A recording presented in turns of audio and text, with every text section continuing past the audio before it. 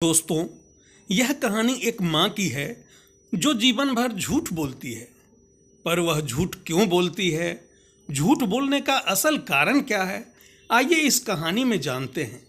आगे बढ़ने से पहले अगर इस चैनल को पहली बार देख रहे हैं तो चैनल को लाइक और सब्सक्राइब जरूर कर दें। ये कहानी तब शुरू हुई जब मैं बच्चा था। मैं एक गरीब परिवार के बेटे के रूप में पैदा हुआ था। खाने के लिए भी हमें अक्सर भोजन की कमी हो जाती थी। जब भी खाने का समय होता, माँ अक्सर मुझे अपने हिस्से का खाना दे देती थी। जब वह मेरे कटोरे में अपना चावल निकाल रही होती तो वह कहती, यह चावल खा लो बेटा, मुझे भूख नहीं है। जब मैं बड़ा हो रहा था, मैंने ये देखा कि मेरी माँ दृढ़ निश्चयी है। हमारे घर के पास एक नदी थी, उसमें कई लोग मछलियां पकड़ते थे। अपने खाली समय में माँ मछली पकड़ने के लिए चली जाती। उसे उम्मीद थी कि उसे जो मछलियां मिलेंगी वह मुझे मेरे विकास के लिए थोड़ा सा पौष्टिक भोजन दे सकती हैं। मछलियां पकड़ने के बाद वह मछलियों से एक ताज़ा मछली का सूप बनाती थी, जिससे मेरी भूख बढ़ जाती थी। जब मैं सूप खा रहा होता तो माँ मेरे पास बैठ जाती और बचा हुआ मछली का मांस खाती, जो अभी भी उस मछली की हड्डी पर चिपका होता, जिसे मैंने खाया नहीं होता।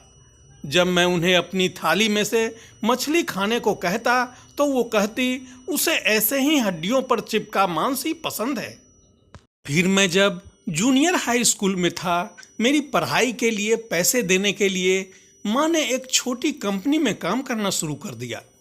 इस काम से उसे हमारी ज़रूरतों को पूरा करने के लिए कुछ पैसे मिलने लगे। फिर सर्दियां आई। एक रात मैं अपनी नींद से उठा और अपनी माँ को देखा, जो अभी भी जग रही थी। एक छोटी सी मोमबत्ती की रोशनी में कंपनी से कुछ काम घर लाकर करती थी। मैंने कहा, माँ सो जाओ, देर हो चुकी है, कल सुबह मुझे काम पर भी जाना है। माँ मुस्कुराई और बोली, सो जाओ बेटे, मैं बिल्कुल थकी नहीं हूँ और वैसे भी मुझे काफ़ी देर से नींद आती है। मेरी अंतिम परीक्षा के समय माँ ने मेरे साथ चलने के लिए अपने काम से छुट्टी मांगी। जब दिन चढ़ा और सूरज तपिश बढ़ने लगी तो कई घंटों तक तेज धूप में मेरी दृढ़ माँ ने सूरज की चमकती गर्मी में मेरा इंतजार किया।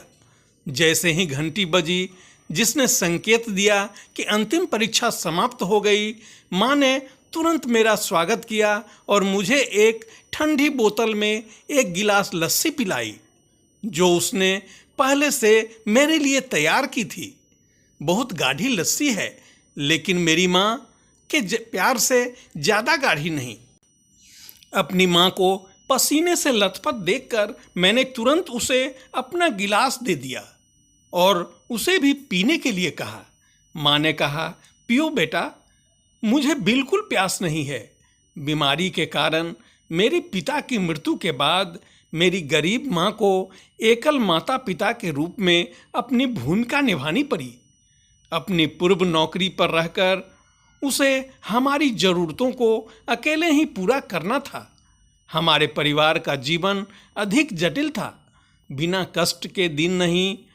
हमारे परिवार की हालत बद से बदतर होती देख एक सज्जन आदमी था जो मेरे घर के पास रहता था। वो हमारी मदद के लिए आया। वो छोटी या बड़ी समस्याओं में हमेशा हमारा साथ देता। हमारे बगल में रहने वाले हमारे अन्य पड़ोसियों ने देखा कि हमारे परिवार का जीवन कितना दुर्भाग्यपूर्ण था। वे अक्सर मेरी माँ को फिर से शादी करने की सलाह देते थे, लेकिन माँ जो जिद्दी ही थी, उसने उनकी सलाह पर ध्यान नहीं दिया। उसने कहा, मुझे प्यार की ज़रूरत नहीं है। जब मैंने अपनी पढ़ाई पूरी की और फिर नौकरी पाली तो मेरी बूढ़ी माँ के सेवानिवृत्त होने का समय आ गया था, लेकिन वह ऐसा नहीं चाहती थी। वह हर सुबह ईमानदारी से बाजार जाती ताकि सब्जी बेचकर अपनी ज़रूरतों को पूरा कर सके। मैं जो दूसरे शहर में काम करता था, अक्सर उनकी ज़रूरतों को पूरा करने में उसकी मदद करने के लिए उसे कुछ पैसे भेजता था, लेकिन वह पैसे न लेने की जिद करती। वो मुझसे पैसे भी वापस भेज दिया करती थी। माँ कहती, मेरे पास पर्याप्त पैसे हैं। स्नातक की डिग्री से स्नातक होने के बाद मैंने फिर अपनी पढ़ाई मास्टर डिग्री तक जारी रखी।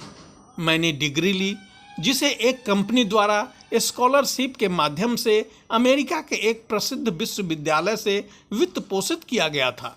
मैंने आखिरकार एक बड़ी कंपनी में काम किया, काफ़ी उच्च वेतन पाया। मैंने अपनी माँ को अमेरिका में अपने जीवन का आनंद लेने के लिए ले जाने का इरादा जाहिर किया, लेकिन मेरी प्यारी माँ अपने बेटे को परेशान नहीं करना चाहती थी। उसने मुझसे कहा, मुझे इसकी आदत नहीं है, मैं वहाँ नहीं रह पाऊँगी, मेरा मन नहीं लगेगा वहाँ। वृद्धावस्था में प्रवेश करने के बाद माँ को पेट का कैंसर हो गया और उन्हें अस्पताल में भर्ती कराना पड़ा। मैं जो मीलों दूर और समुद्र के उस पार रहता था, सीधे अपनी प्यारी माँ से मिलने घर आया।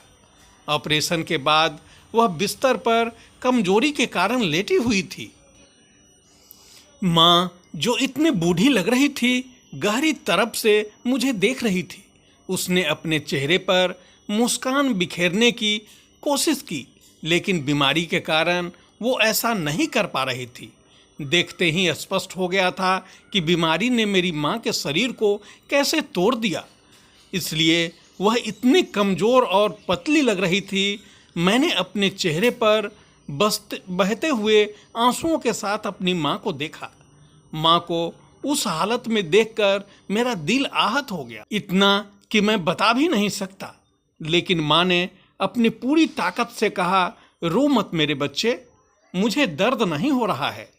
अपने जीवन का ये आखिरी झूठ बोलने के बाद माँ ने हमेशा के लिए अपनी आंखें बंद कर दी। मेरी माँ और उसके सभी झूठ हमेशा मेरे दिल में रहेंगे।